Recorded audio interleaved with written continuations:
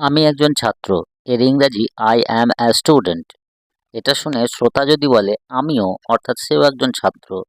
এই যে আমিও, এর ইংরাজি আমরা সাধারণত বলে থাকি মি টু, মি টু। কিন্তু এটা একেবারে ভুল। আবার আপনি হয়তো বলবেন আমি কলকাতায় বাস করি, আই লিভ ইন কলকাতা। এটা শুনেও শ্রোতা বলতে পারে আমিও, অর্থাৎ তিনিও কলকাতায় বাস করেন। এই আমিও ইংরাজি মি টু, এটা ভুল। তাহলে আমিও বোঝাতে সঠিক ইংরাজি কি হবে?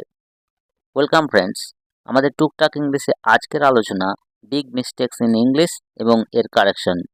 আমিও এটাকে ইংরেজিতে বলতে গেলে আগের বক্তার বক্তব্যটা জানা জরুরি। প্রথমে বক্তার বক্তব্য অনুসারে শ্রোতা বা দ্বিতীয় বক্তা আমিও এটাকে ইংরেজিতে বলবেন। এক্ষেত্রে একটি ছোট্ট ফর্মুলা আপনি ব্যবহার করতে পারেন। ফর্মুলাটি হলো প্রথমে শো এবং এরপরে আগের সেন্টেন্সে বলা অক্সিলারি ভার্ব এবং শেষে আই। এর মানে হবে আমিও। এবার একটা উদাহরণ দিলে বিষয়টি পরিষ্কার হবে। যেমন আই অ্যাম এ স্টুডেন্ট, আমি একজন ছাত্র। এটা শুনে শ্রোতা যদি বলেন আমিও, সেটাকে ইংরেজিতে বলতে মি টু ব্যবহার না করে ফর্মুলা অনুযায়ী বলবেন সো অ্যাম আই, মানে আমিও। এইরকমভাবে আই লিভ ইন কলকাতা, আমি কলকাতায় থাকি, এর জবাবে আপনিও বলতে পারেন আমিও। তার ইংরেজি হবে সো ডু আই। এখানে ডুটি হলো আগের বক্তব্যে বলা লিভকে ভেঙে ডু প্লাস লিভ থেকে আনা ডু একটা auxiliary verb. I went to Delhi last week, গত সপ্তাহে আমি দিল্লি গেছিলাম। কেউ যদি বলেন আমিও, অর্থাৎ তিনিও দিল্লি গেছিলেন, এখানে আমিও ইংরেজি বলতে মি টু বা না বলে so did I, so did I.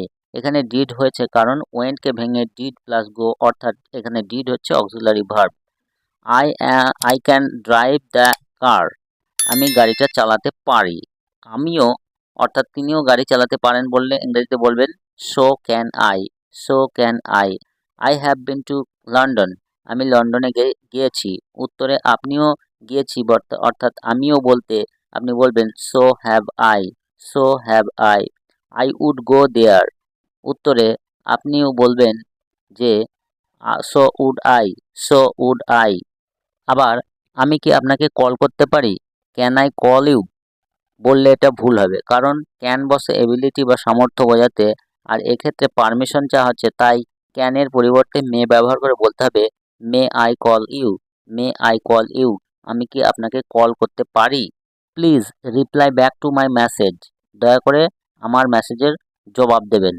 এটা কিন্তু ভুল ইংরেজি, কারণ রিপ্লাই ওয়ার্ডটি নিজে থেকেই বোঝাচ্ছে যে কোনো কিছুর উত্তর বা জবাব দেওয়া, তাই রিপ্লাইয়ের সাথে ব্যাক হবে না, শুধু রিপ্লাই হবে। অর্থাৎ সঠিক ইংরেজিটি হবে please reply to my message, please reply to my message.